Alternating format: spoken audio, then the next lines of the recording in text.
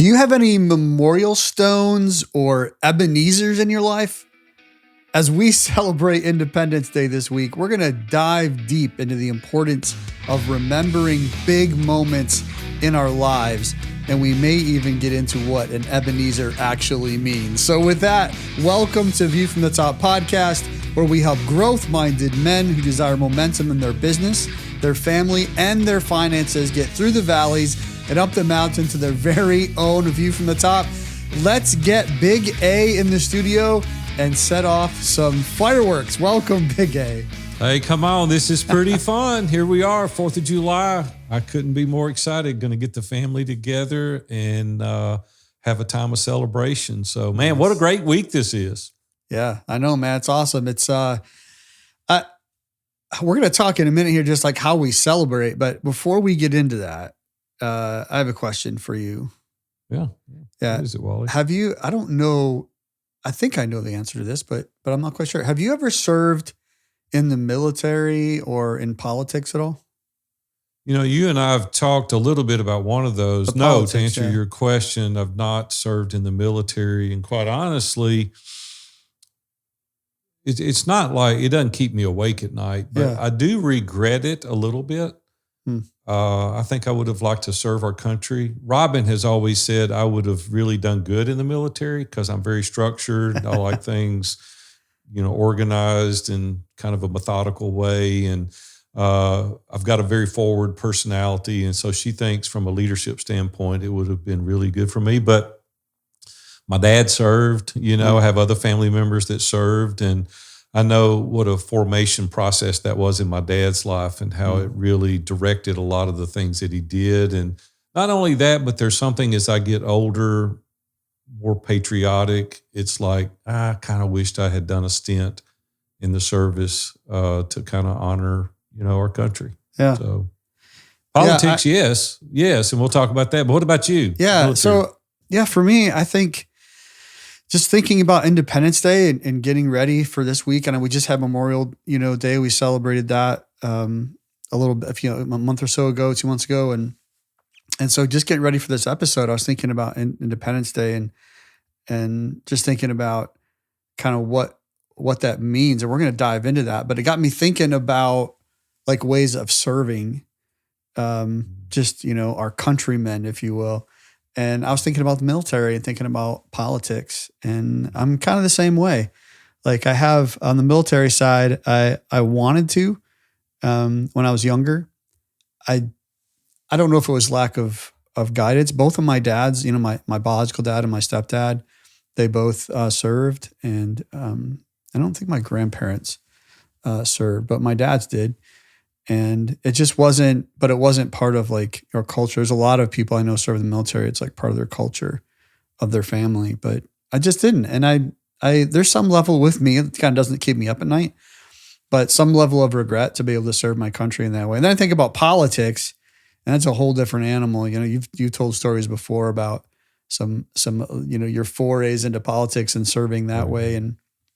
And I've thought about that as well. I don't know if it's too late to do that. Probably not, being 50s or whatever, it's probably not too late to get involved in some of that even locally. And I've been thinking about that lately. So we'll see what happens with that in the future. But I thought it'd just be interesting to see like if you really kind of what you thought about service, right? As we think about Independence Day.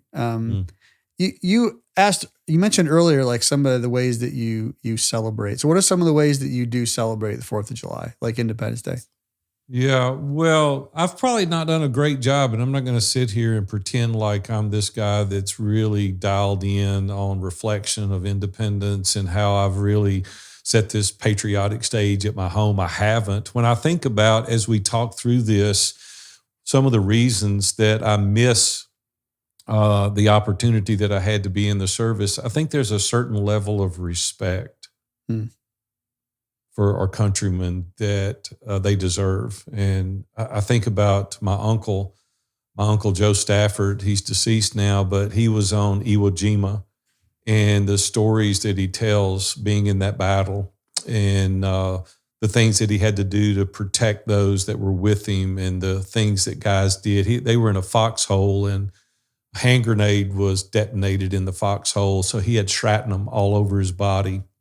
And even after he got out, it was years and years, multiple surgeries that he had to have as a result of that. And I thought, man, he did that to protect us. And there's just a certain level of respect that just goes with that when I think about that. And there's almost a little bit of guilt that wells up inside of me when I think about my lack of participation in memorializing our servicemen on this great day of the 4th of July and our independence. And I think as we prepared and thought through this episode, it's given me a little inspiration, honestly, to do a better job. But in the past, it's getting the family together. It's always kind of a highlight. One of my daughter's birthday is the next day. And so we get together, we celebrate her birthday and eat a lot of good food. And we live in Nashville, and so we get to go downtown to see one of the best fireworks demonstrations in the country. It's right here in our back door, so that's a lot of fun.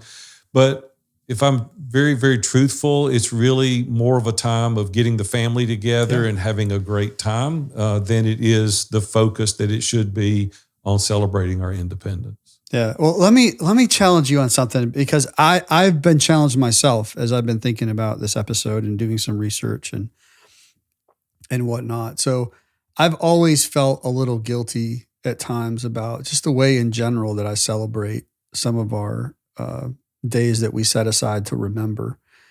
And 4th of July, it's, you mentioned our military and sort of vets and things like that. You had mentioned a little earlier. And, we have a day, Memorial Day is when we set aside those that have passed on before us. Right. And we have Veterans Day.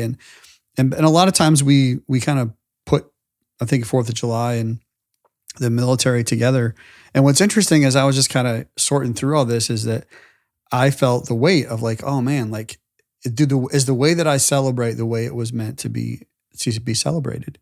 And I came across this letter that John Adams, one of our kind of founding fathers, right? He wrote to his wife. This is what it says. This is his exact words.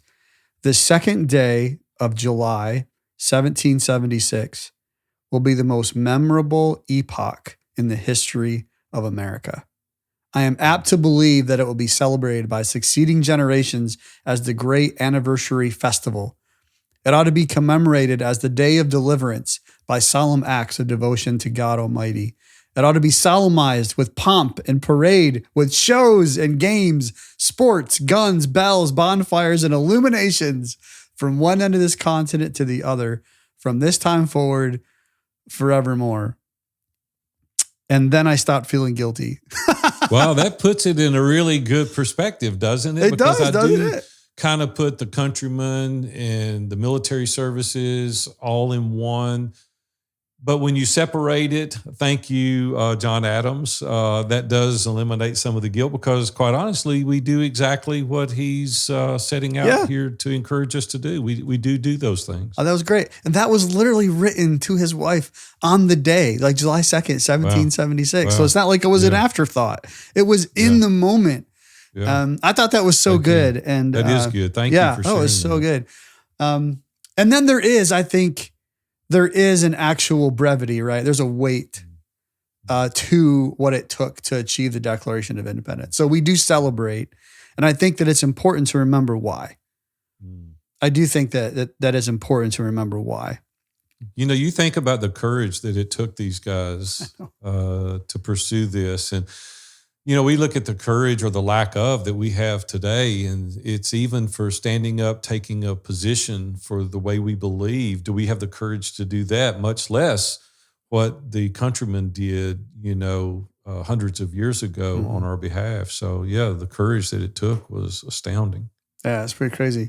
And then, of course, it was, once the Declaration was in place, then there was the battles, the wars, the bloodshed that followed, right? And just a quick history lesson is, I think it's good for us to remember, like timing, some is more important to others, some than others, but I think I love it. So, but it wasn't until 1776 is when the Declaration of Independence was signed. And then it wasn't until 1814 that Francis Scott Key actually penned the words to what became known as the Star-Spangled Banner. And I didn't even realize that it took 100 years for, I think it was Hoover, the president at that time, to actually make it the national anthem. Isn't that interesting? Like you don't think about, Wow. we don't think about like the amount of time it takes. And just there's this weight and this brevity of like why these days are set in remembrance. And yes, we celebrate, but also it's important, I think, to remember. Throughout history, there's been, philosophers and historians, and I found a couple of these quotes. One of them we're pretty familiar with. I didn't know who actually said it till I looked it up, but George Santayana, he was a philosopher in the late 1800s to early 1900s. He's the one that quoted, "Those who do not remember the past are condemned to repeat it." And so obviously that quote, yeah, right. It's like, yeah, okay. So it's important to remember history, important to think back. There's another historian, Howard Zinn, said, I love this one. Listen to this. If you don't know history, it's as if you were born yesterday. And if you were born yesterday, then any leader can tell you anything. Well, you have no reference point. No. If you don't know the history, right? Yeah. So we're gullible. Yeah, it's true because we don't know the history. Yeah. Yeah. And this is so good. And then I start thinking about like, okay, well, how does, as believers, followers of Christ, like how does the Bible, right, talk about remembering? Like we have Independence Day because we're remembering something. We celebrate it, but we're supposed to remember why. In Genesis 28, Jacob, he set a pillar up in Bethel to commemorate the powerful vision that he had while he was sleeping there. So that's kind of like one of the first, it is the first example in scripture of setting up a memorial. In Joshua 4, where God commands the Israelites, I believe that's the second time to cross the Jordan River.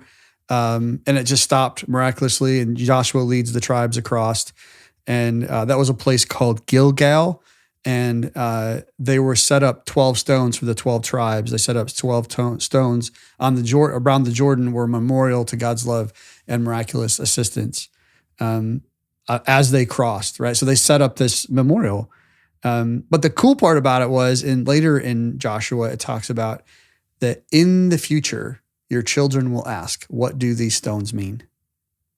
And then you can tell them, this is where like our people, right, crossed the Jordan on dry ground, because God wants us. He longs for us to proclaim his goodness to future generations. So that was like a part of remembering. And then in 1 Samuel, and this one's interesting because we're going to talk about the word Ebenezer, right? So 1 Samuel 7, the Israelites are under this imminent attack from the Philistines, and God leads them to victory. And after that, Samuel erects a large stone and names it Ebenezer, meaning the stone of help. And so Samuel recognized, right, the source of their victory.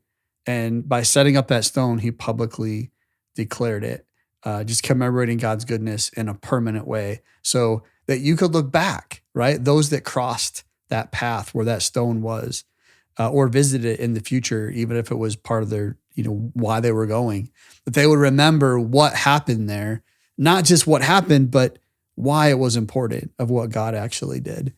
I thought that was so cool. Do you think, Big A, for yourself, do you think that remembering big moments, so whether it's historical or spiritual, do you think that remembering big moments in our lives is important?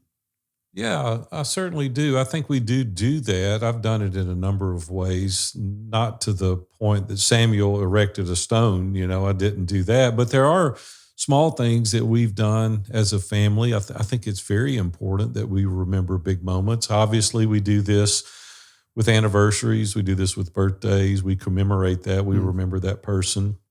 Somewhat of a way to memorialize them, to remember them, to celebrate them. I do think it's important. There's things that Robin and I have done in the construction of our last home. There's some things that we that we did, and some people may what? Walk through those. Yeah, so I'm going to tell you. Yeah, so it was a 7-acre piece of property, and so we went to the four corners, and we had prayer. Robin and I did, praying over our property, and we actually bought a Bible and we put it in a container, and we buried it at the cornerstones of the property, the Bible. Somebody someday will find those. And then we went to the side of the home that we were going to build, and they had already pinned out the corners, and we knew exactly where the footing and the foundation was going to go. And so we went to the very center of the house, right at the entrance of the home where the front door was going to be, and we prayed there. And we buried another Bible underneath the front door, under the footing where that was going to go. After the house was constructed, we had a party with our small group, and they all came over during the construction, and everyone wrote their favorite Bible verses and things on the studs before the drywall was applied. And everyone prayed over our home, prayed God's blessings over the home. And then once the drywall was applied, just before they finished the master bedroom, Robin and I built kind of a memorial to each other over the entrance to the bedroom, and we wrote our favorite scriptures. We wrote love letters to each other. We put pictures of each other, fun pictures that we had taken over the course of our marriage.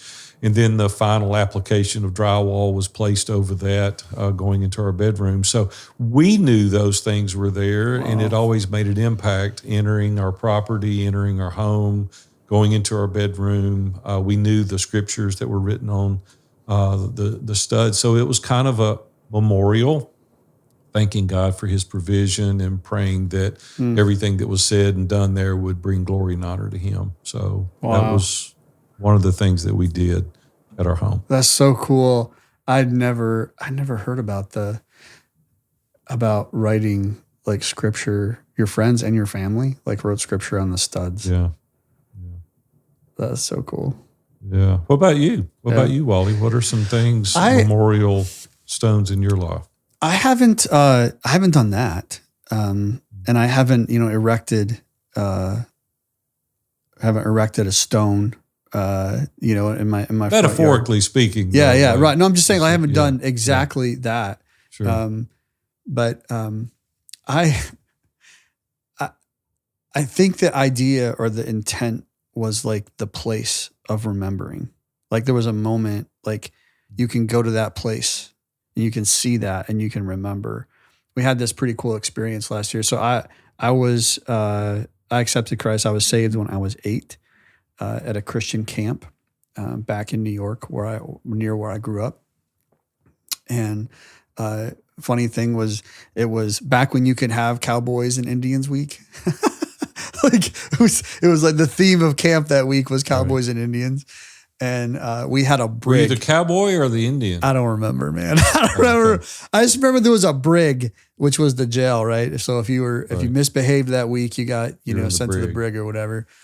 And but it was after a chapel service one night, like when I understood what the Bible was talking about, when it talked about my sin condition and the hope that Jesus gave me. And so I accepted that. And I once I understood that, my counselor took me down to the brig because it was the only place that was quiet and nobody else was in there. And we talked through those verses and he led me to Christ, and I accepted Christ as my savior. And it was, so I technically got saved in jail. Like, so there you go. Yeah. Eternal bondage. So that was 8. I was 8. And so last year at 50, all of our daughters, son-in-laws, grandkids went back to like that area of New York State where I grew up. And we had like a family vacation. They got to see, the area and kind of where I grew up and all that. And we went to the camp, and that building that the brig was in is no longer there, unfortunately. But we went and stood on that spot, and it's basically at the base of the hill. There's a big cross erected next to the flagpole, and the chapel's up on the hill behind. And we have a picture. We're standing on the spot where that brig was. So where I accepted Christ. And cool. I took a picture of that. So like that's a reminding spot to me of like here, some 42 years later, my daughters, my son-in-laws, my grandkids, I can point back and say, hey, like say this is where Grandpa accepted Christ right yeah, now. like this is where my spiritual life began. And it was then cool for me in that moment to see, like, to have them all there and be like, man, like God's goodness and grace, right?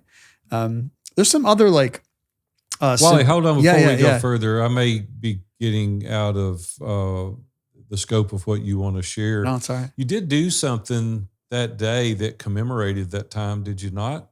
As kind of a memorial, as you probably don't want to bring it up, but I'll bring it up, and I'd love for you to share kind of what you did to commemorate that event. Yeah. So, we had God had enabled me. We've talked on the show before that God had enabled me to build a business that became that was. I mean, lots of businesses were successful. This one got to a point where I was able to sell it, and so as part of that sale, we had set some money aside, and quite a bit, and so because of that, we had an opportunity then to go back and with our family, all there. In addition to that, what I didn't tell you is that all of my daughters, even though we lived in Michigan, all my daughters had gone back to that camp. One, went to camp for a week. The other two went to camp, but they also went back during their teenage years and served there as counselors in the offices and on maintenance staff, maintenance in the kitchen and things like that. So there's this history of not just what God brought me to there, but just my family being able to minister there and God working in their hearts there and teaching them, and then be able to go and give just a sizable donation that God had enables us to do, and to be able to give back into that ministry. Yeah, that's pretty cool. That is so cool. That was pretty cool. Yeah, God allowed you to go out and prospered you, and you were able to go back at a place that was meaningful, your Ebenezer, and make a contribution to further that cause going forward. Yeah. So, hey, we need guys like you with a generous heart that are willing to commemorate times like that and show it in front of your family. So there was multiple things learned as a result of that. Like, you taught your family to be generous while commemorating probably the biggest decision you've ever made. And so what a great memorial for your kids and for your grandkids. And grandkids may be too young to remember that, but your kids, that made an indelible impression on your children. So way to go. There's other ways also, a flip side to memorialize, not to remember it from a good sense, but decades ago now, I made a horrific mistake in judgment. And as a result of that, Robin and I elected to write a letter to remember, and then burn the letter on February 23rd of that year, to never go back there again. So it was a memorial to us to be like, hey, you know what? This was an experience in our marriage that we're never going to repeat. And I can look back at that. And it was a time that 6 of my closest friends got together. We had praise and worship. Wow. We had prayer. We commemorated a horrible event, and we pledged to never go back there again, because we dedicated that time, February 23rd of that year, to never go there again. And so for all those that are listening, we can celebrate like Wally has just described, but we can also mark a place and point in time that you gave that thing up. And we did this for a decade in ISI at the live events. We would have a burning to put these things to bed. It's like, never again, I'm giving this up. And it's so easy to be able to say, on February 23rd, I gave this up, never to be talked about again, never to be mentioned, never to go back there again. It's a memorial, and you can do the same. But if you just say, hey, yeah, I gave that up, but you can never point to something specific, I want to encourage the listeners today to do the same with your friends and family. Commemorate in the way that Wally has said, and really be appreciative, but also commemorate a point in time that you're never going to repeat these acts again. So multiple ways that we can remember things. Yeah, man, I love that. That's so powerful. I've had that experience of the moment of burning something. And it's funny, you can remember the exact like date, year for you. I've done a couple of those and I can't remember the date sometimes, but I remember the thing, not because it burdens me anymore, but just the goodness of God to be able to remove those burdens from us, right? It's amazing what he can do. It's pretty powerful. Yeah. Have you seen other people that witnessed other like memorials that people have done? I've got a friend that takes an annual trip to the mountains by himself to rest, renew, and just remember God's goodness and faithfulness. He sets that as like a time to remember a point where he gets away by himself. I knew of a CEO one time that has photos of all of his team on his wall across from his desk. And he uses that like throughout the day to, remember his people and part of his mission and why he's there and that he has and what God's endowed him with responsibility wise to serve them and to help them be successful. I know another guy that used the business anniversary date. So like every year, he would like write a letter, an email letter, but just reminding everyone of where God has led them, not just like in this last year, but also like over time, right? Like what? So I thought those were pretty interesting. Have you ever like heard of other people, what things people have done to like memorialize like a moment? Yeah.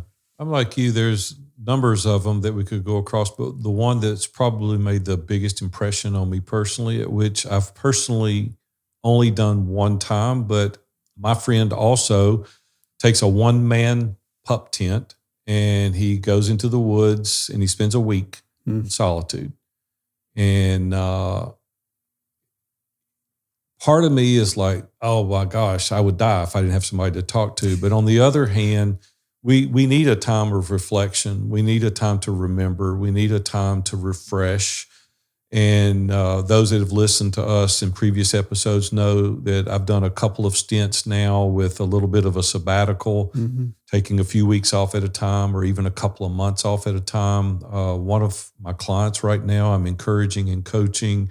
He's going to be taking a month off, completely going dark. He's going to eliminate his phone, his email, all social media, all connections, interactions. He's not going to go to his office for 30 days.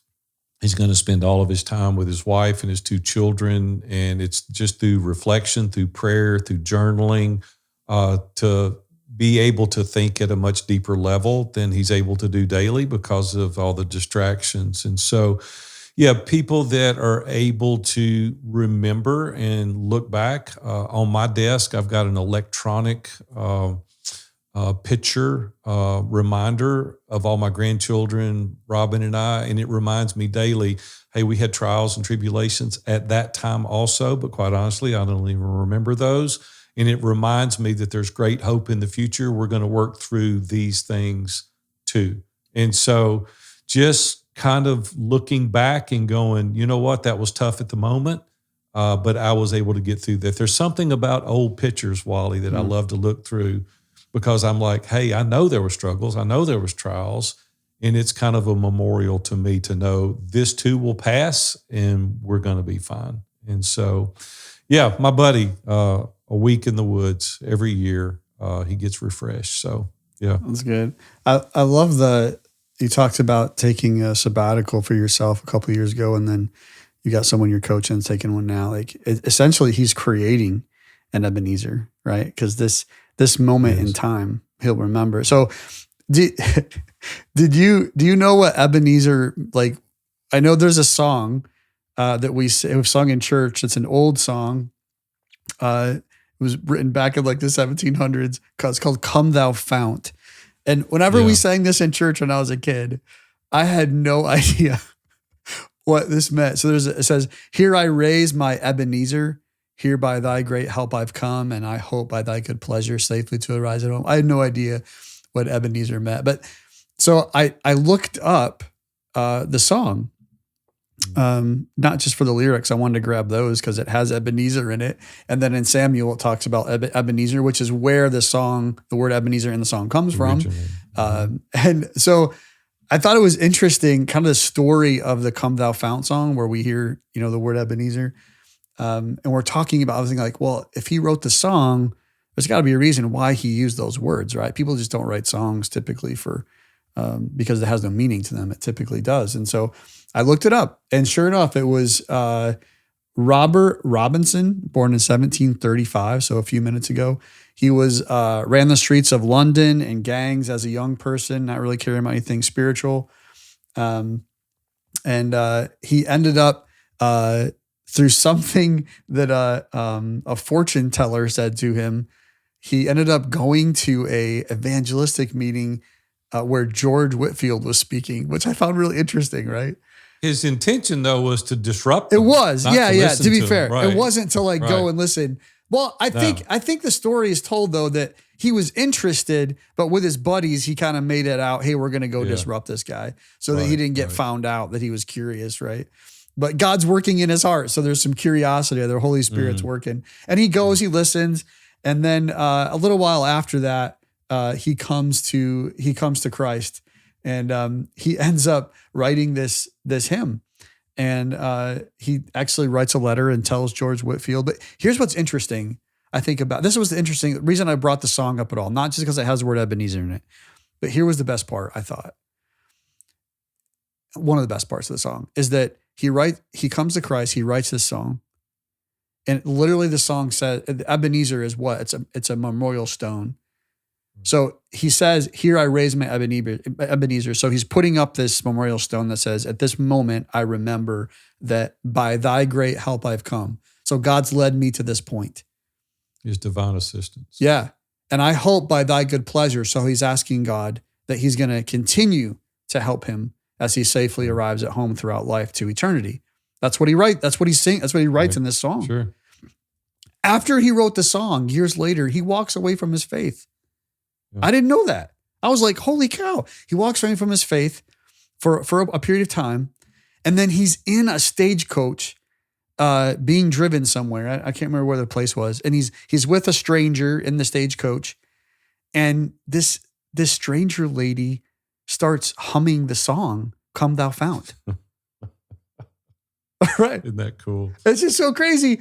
And then there's a story there. Obviously, they had some communication about it. And God used that. God used the song as the Ebenezer, as the thing that brought him back. Like, you know what's cool is the lady quoted in there, hey, the words are still true by his grace, and his grace is still abundant for you. And he was saved by his own song. I know. And that's so cool. So good. Yeah, God's so good. That is so good. Isn't that funny? Because how God's got this imagination where he's always orchestrating things in the background. Yeah. So you got this little punk kid that was in a gang, goes to a service to disrupt it, comes to Christ, writes a song, goes against his faith, and then uses a lady in a stagecoach. God knows where they were going, and brings him back to himself. It's like, no, mate, you can't make that stuff up. You can't make that up. You just can't make that up. And you will never sing Come Thou Fount again without knowing the truth of the words, right? Like you'll never sing it the same again. So good. Wally, I'm glad you brought that story up. That's a great story. All right, so we got to get closing out here, so guys can get ready for their plan their celebrations. Right. How can we as men, like guys listening today, Big A, how do we as men, husbands, fathers, and business leaders, how do we take action on remembering? Yeah, I think it's being intentional, Wally. This episode has encouraged me to be more forthcoming with looking for those golden opportunities. Like you were very deliberate in going back to that location where you accepted Christ. You and Sonia really prayed through and talked through making a donation. Like that didn't happen by accident. Like this was weeks, if not months in the planning. And so I think we've got to be very intentional for it to be meaningful. I think that we've got to look for the opportunities to put the memorials at the corners of our property and invite our friends over to contribute to such a big event. I think it's just being deliberate. And I think when we're focused, when it's meaningful, when it's impactful, that the kids can look back. You know what's funny is I got 5 grandkids and they're all over the board. They're everywhere. They're like, running around playing. But I can say, hey, y'all come here. Big A's got a story. Well, I've got their undivided attention for as long as the story happens.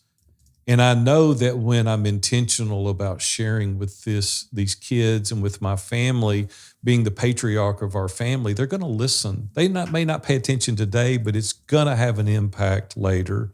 So I would just encourage you guys today to think through what it is for you. What is your Ebenezer? What are the things that are important?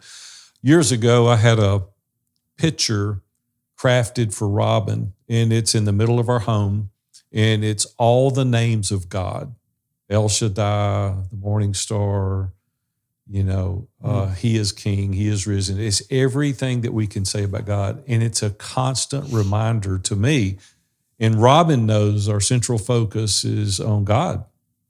And that is our Ebenezer. That is our cornerstone. That is the thing that we're going to live out our life as a result. Do we fail? Often. And it's a constant reminder. So develop those things visually that you can see, stories that the kids can tell. And I think if you do that, there is no question in my mind that you also can have those Ebenezers. I want to encourage you today to take just a moment with your family, just a moment. It doesn't have to be some ritual, but just take a moment and remember the 4th of July and why it's celebrated. Go enjoy those fireworks, enjoy the cookouts. Listen, I eat more hot dogs and hamburgers on the 4th of July than anything else. But go online and read the Declaration of the Independence to them. Just get it out, and I'll be honest, on that day, I've never done that, and I may do it this year. It may be an opportunity where I go pull that out as well. But I hope that the conversation that Wally and I have had today really strikes a chord with you, that you'll not just be a bystander in your family and let things just go by, but also in your business.